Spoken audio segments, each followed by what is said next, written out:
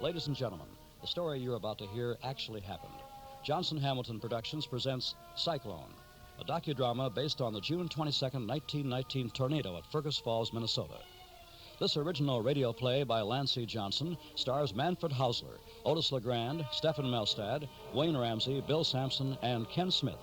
And now, Cyclone.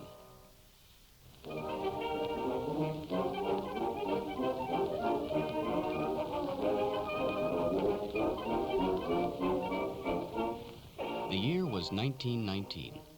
The United States was on the verge of signing a peace treaty with Germany following the war to end all wars. In Fergus Falls, Minnesota, Army doughboys had just returned and were filling the local theaters to watch Mary Pickford and Charlie Chaplin. Plans were well underway for the big annual July 4th Farmers' Picnic at the county fairgrounds.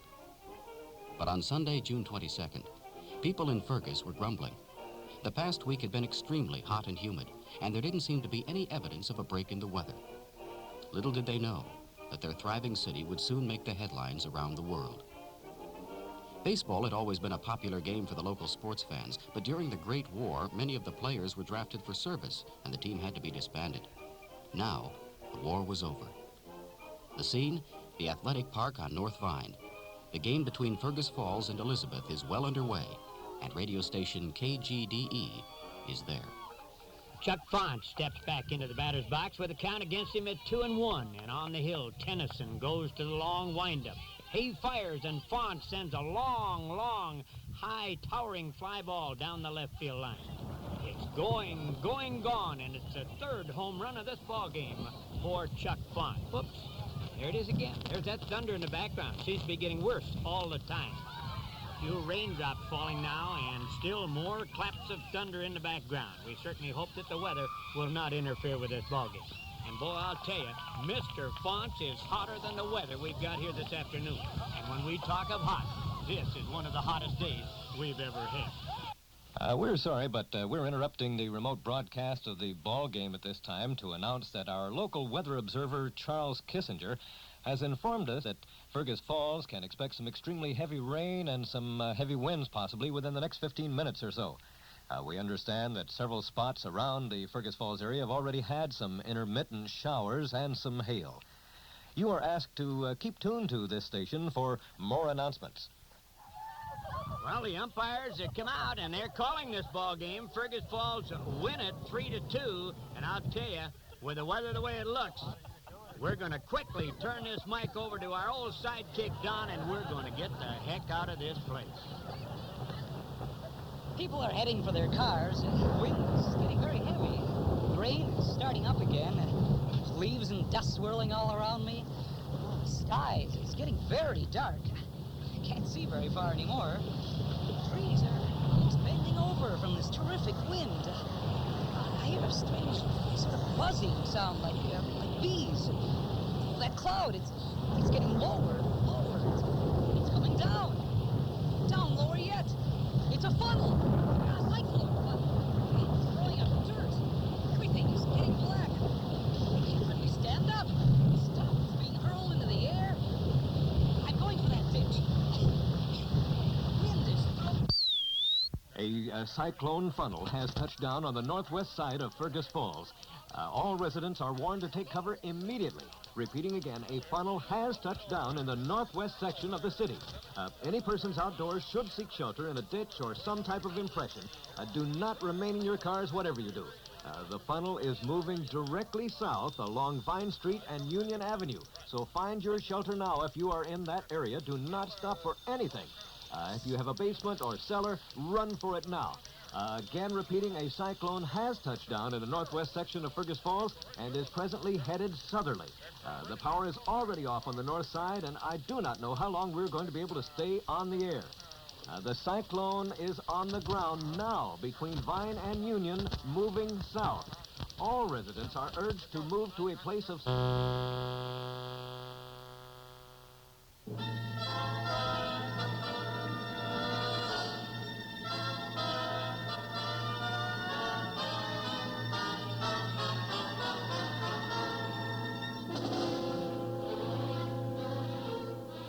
And so this terrible, destructive twister, like a giant egg beater, wound its way down Vine Street, ripping up trees, homes, and buildings.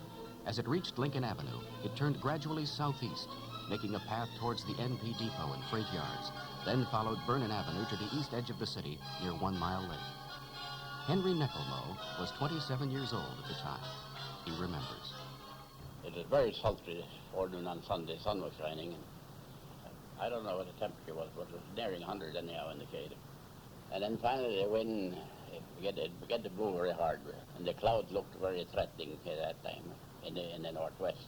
We knew a storm was coming. We could hear that. We could hear a constant roar coming from the northwest. To me, it sounded like the afternoon train was pulling in that used to come in. And then we put a 2x4 braced against the front door of the house. That would be the north door. Things were flying through the air, lumber pieces coming through the air. And there was a 2x4, piece of 2x4 about 4 feet long that came through the living room. I couldn't tell you how long it lasted. It seemed to be an eternity, but probably it was over 15, 20 minutes at the height of the storm.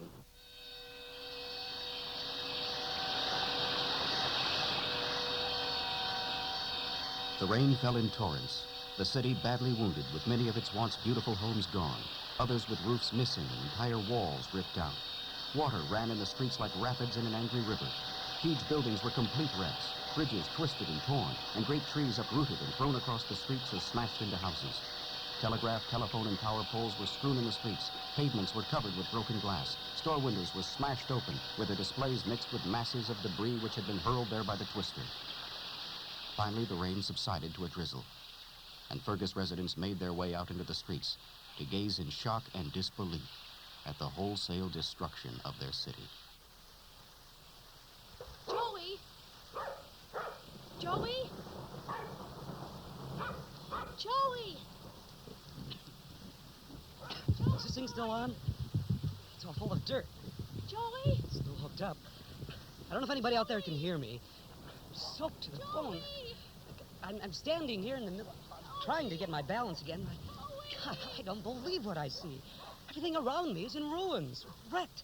Every house in this neighborhood is either gone or smashed, roofs missing, trees mostly ripped up, electric lines every which way. That thing must have gone right over me. I'm going over to this house here, what's left of it. You folks all right? Look out. Here, let me help you out of there. You hurt? I'm okay. My wife's still down there, though, and I think... Can you help me lift this? It's okay. Look out. Step on that plank I think there. she's cut.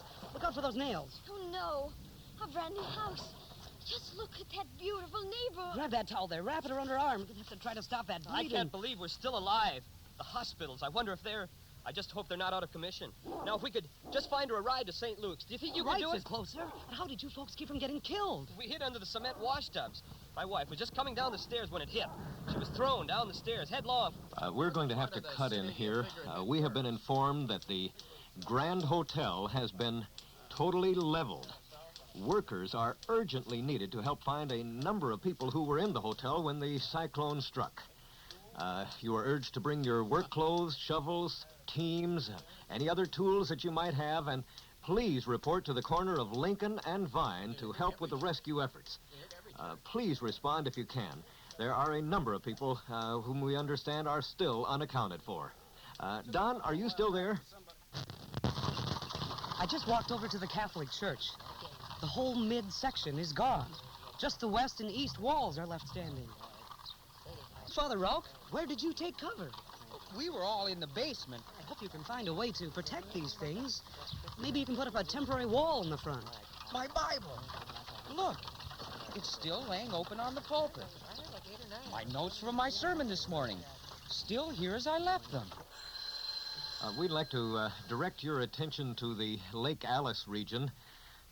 Area residents are warned not to venture out on the lake on the wreckage. It is definitely not safe. We've already had reports of people getting hurt from debris, nails, sharp splinters of wood, and other wreckage. We repeat, please do not attempt to salvage anything in the lake. Also, we've been told by the Northwest Telephone Company that downed telephone lines will be repaired as soon as possible. If you find a line open, do not use it unless in the case of extreme emergency. We have now sent a special reporter to the south side of the city to give us any information on damage in that area. I'm standing in what used to be the Northern Pacific Depot and platform. Well, ladies and gentlemen, this is just incredible. The entire platform, depot, and buildings are gone. We have a freight train lying on the side, about 200 feet from me. Freight from the boxcars strewn all over everything. I see farm machinery and brand new cars and insulation. There's everything scattered around. Oh, I see a dead man floating on the pond made by that downpour a while ago. This is such a scene of total devastation. I believe that Jim has made his way over to St. Luke's Hospital, and we will switch you over to Jim as soon as we possibly can. Mayor Frankberg has asked us to announce some special regulations that have just been put into force, with martial law now having been declared in the city of Fergus Falls. Each and every person should be off the streets and alleys of our city at or before 10 o'clock in the evening until 6 a.m. That is commencing today, except in the case of military men and policemen. These permits can be obtained at the headquarters at the high school building. Do not waste your time in applying for a permit unless your excuse is extraordinary. The military companies on duty and the police have been given strict orders to see that this order is strictly complied with. Phil, this just came in. Just handed to me. The governor of Minnesota, Governor A.J. Burnquist, has just left St. Paul by a special train and is on his way to Fergus. He is expected to arrive later this evening. He will take a tour of the city with Mayor Frankberg upon his arrival in order to assess the damage and then make a report back to the capital. The scene at the St. Luke's Hospital is a very busy one. Even being 2 blocks away from the cyclone, many windows are out. We are talking with Sister Margaret Keldy, who's the administrator here at St. Luke's. How many injured are you treating here right now, Sister Keldy? We have admitted over 31 people since shortly after 5. Some of these people are really in bad shape. As you can see, we've set up special beds in the hallway as our rooms are really rather full. We're just now finally getting caught up with the treatments. Do you have enough supplies? How about doctors? Right now, we certainly could use more morphine. The linen supply is almost gone. We can't use our washing machines or even the autoclaves because the power is out. The nurses are awfully tired. Some of them who were supposed to be off duty yesterday are still here. I think we have some doctors coming in from Alexandria and St. Cloud. I wish they were here now. Margaret, I need you right away. Over here. Be right there. I have to go. That's Dr. Sherping. We've been asked to give you this bit of information from the mayor's office that the relief effort has been moved from the city hall to the post office building on South Mill Street. Everyone with any type of loss is to report to the 2nd floor of the post office building to now register and report so that the exact situation can be known. A block-to-block canvass by Mrs. Robert Hanna is going to be done so that it can be determined if anyone else is in need of any medical aid. We are now trying to communicate with a special reporter that we sent out to report on the train wreck near the Pelican River northwest of town. Al, can you hear us? Al? Yeah, I'm here. I finally made it. One of the most bizarre stories to come out of this storm has taken place here, just a few miles south of Carlisle, near where the Great Northern Track crosses the Pelican River. I'm standing near the train, the Oriental Limited, which has been derailed. Excuse me, sir. Can I talk to you? Aren't you the engineer on this train? I can't believe what happened. I was almost to Carlisle, and I looked back, and most of my train was missing. Stores had picked up my cars, people laid them in the truck. When did people hear about this? What actually caused the train to derail? Was it the wind? I can't talk with you now. We gotta get the people out of that smoker. I see the smoking car he just mentioned, and it's lying on its side. There are people crawling out of the broken windows, and several people are hurt, some bleeding. I count 7 cars that have left the tracks. I was talking to the fireman earlier, and he related that the engine was actually lifted off the tracks and set down again, but without being derailed. This is really something. If this train would have been derailed earlier, the train would have been dumped into the Pelican River. And further up the line, the rails are on a hill, and the entire thing would have rolled downhill. They're now laying the injured on the grassy area along the tracks, and I suppose they're looking for transportation to the hospitals. So far as it appears, there are no deaths, and we can thank the Lord for that. Back to you, Don. We're at the Fergus Falls City Hall on North Mill, waiting for the appearance of Mayor Frankfurt. He's about to make an important speech regarding the organization of the relief efforts. He is just now entering the room and making his way to the podium. All right, now then, the mayor here is going to make a little speech. All be quiet. Quiet, everybody. Quiet. First of all, I want to express my heartfelt sympathies to you who have just lost loved ones in this terrible calamity. I know that many of you are anguishing over the fact that many people have not been found, especially at the Grand Hotel site. The following people have agreed to serve as heads of various committees which I have set up to relieve the suffering and to expedite our recovery. Elmer Adams will take care of the financial hardships with the Committee on Finance. He also wants you to write down your experiences of the storm. It will be the job of Mr. Angus to compile statistics of people injured or killed and where the injured are being treated. For the distribution of relief, I have appointed Mr. Cy Beale. Ed Solom is in charge of housing. Mr. E.T. Ferry has been charged with food distribution. He has already sent telegrams to our neighboring cities asking for food items. In conclusion, I would ask that everyone who has suffered losses in property to do what you can immediately to protect your property. The National Guard is here now, but even they will not be able to patrol the entire disaster area because of the problems at the Grand Hotel. Yes? Your Honor, what about the streets? We can't even move our teams through the streets yet. We can't get through to work. Well, everything possible is being done to push the rubble to the side to open the streets. I understand quite a number of farmers are coming in to help with street cleanup.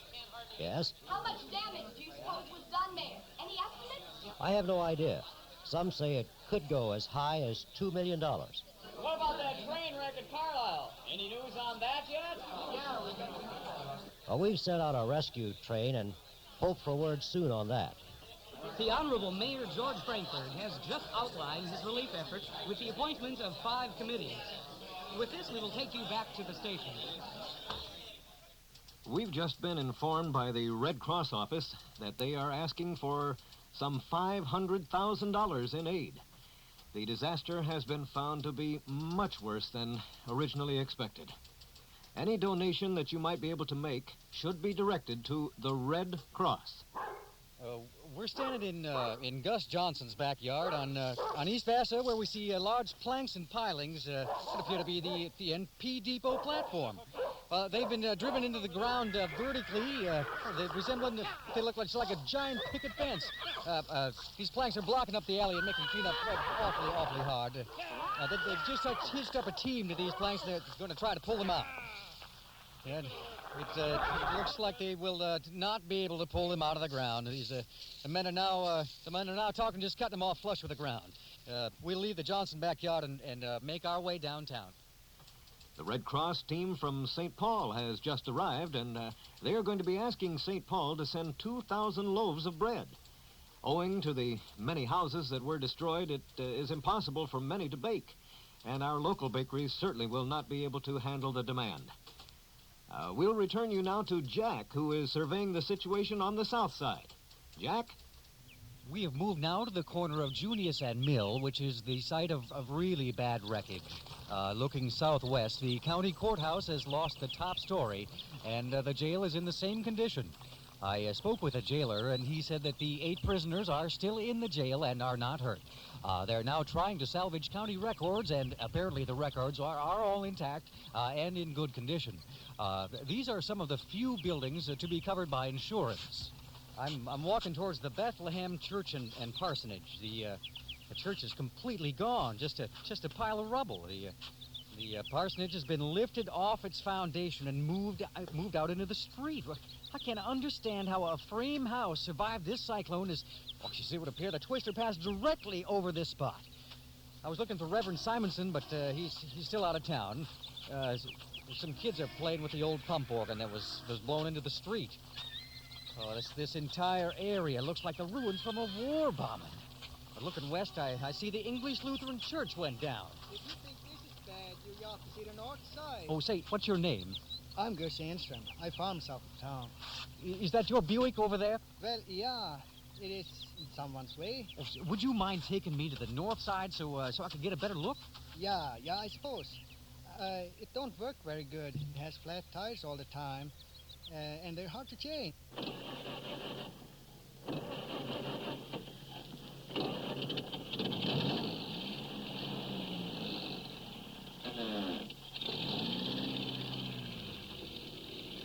We're driving north on Mill Street, and the the Swedish church has all the east stained glass windows blown out. And now we're crossing Washington Avenue. The Lyceum Theater and the stores under it are without windows. The top of the theater appears to be open. Well, the bridge has some damage, but looks safe enough at this point.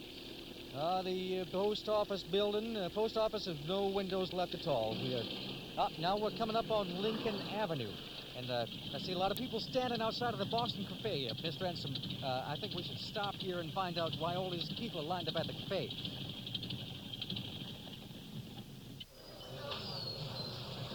Pardon me, ma'am. Excuse me, sir. Thank you. Pardon me, sir. Aren't you Ben Wong? Could I ask you a few questions, like how are you feeding all these people? No, he has already been waited on. Get these people over here. Look, sir, I got a lot of things to do here. Bring that over to that table. Maybe you'll come back tomorrow. We're pretty busy here. I talk to you maybe tomorrow. Is there anything we can do to help you? I don't mean just to keep you away from your work, but... Needs help. Cancel all these people will have more help. My workers very tired. Some work 14, 16 hours, no sleep. Christiania and cadets need help too. If we don't, we'll tell your audience. We close if we don't get more help. Well, Larry, you heard it for yourself. These restaurants are really short of help. Perhaps this would be a good time to ask those listening to this remote broadcast to come downtown in Fergus Falls and volunteer some of your time. Mr. Ensign, let's go west down Lincoln. The downtown stores are really in sorry shape. Just about every window out along Lincoln, glass and store displays are lying in the street. Let's stop here at the Leader Department Store and see what's going on. Excuse me, what are you people pointing at? Is there a body in there? No. Just look at that in there. Do you know what that is? No. What is it? That, my friend, is the cornice from the Grand Hotel. That thing was tossed in here from 2 blocks away and left just like that. But how did it get in there? Why, there's a hole big enough in front. You tell me. There it is, as big as a horse. Mr. Instrom, let's drive west. I think there'll be even more to see down there. Okay. We're now moving down west on Lincoln, and, already the debris is so heavy in the streets. Watch out! This car could end up with a flat. I guess we'd better go on foot from here. Thank you so much for that tour, Gus. Yeah. I'm going home now. I am standing in the intersection of Union and Lincoln, looking southwest. The Hunt Brothers Cigar Factory has only a small portion left standing. This was the former Sundoll Opera House, which is one of the most important historic sites in Fergus. And next to that, the Siegelman building is gone. His collection of used tires are lying all over this area. The steam laundry and the ice cream factory are gone as well. I'm walking over to the Grand Hotel. Lots of people here, must be over 100. Looks at least half of them are guardsmen. Excuse me, soldier, what's the situation right now? Oh, we've been digging this thing now for 2-3 days. No, we're going to start over here now. We already did that. No, bring it over here. We've been digging around in this thing. We still haven't found this Brandenburg yet. And the smell and the stench. Everybody's getting sick. Wasn't Brandenburg a bank president of town? Yeah, that's the one, I guess. This is the terrible tragedy that has been talked about all through this broadcast. Now I can see why everyone's attention has been focused here. It's a huge pile of sticks with rubble, with bricks, mound perhaps 10, 15 feet high.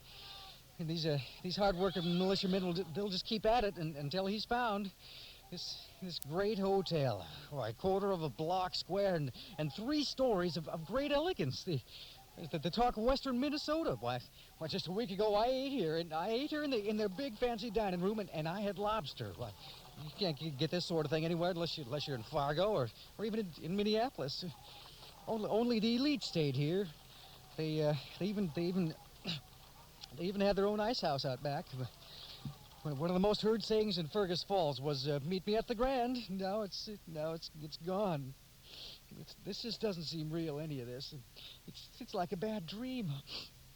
I can't do this anymore. I'm sorry. I got to take it back to the station. Ladies and gentlemen, We are most privileged to have with us here at KGDE at this time the mayor of Fergus Falls, the Honorable George W. Frankberg. Now that the work of temporary relief is well organized and amply provided for, I wish, as mayor of the city, to make a statement and call your attention to some matters which I think are important.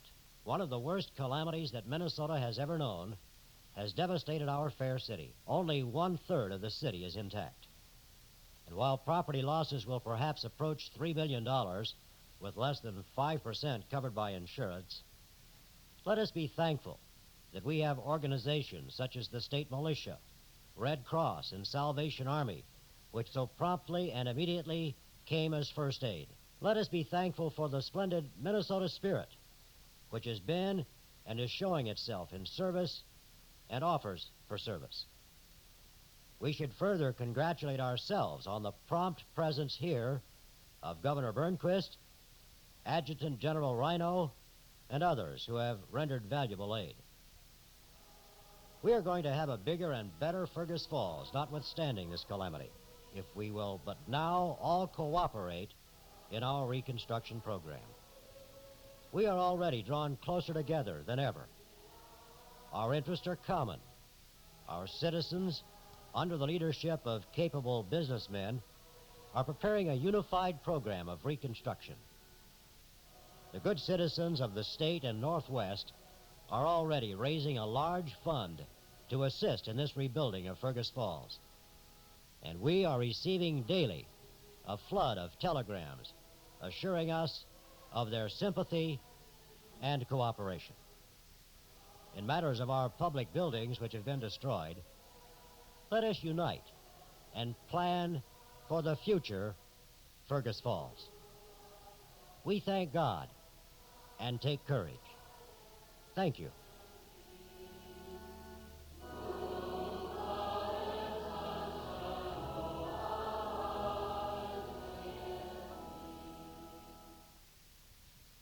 The future Fergus Falls.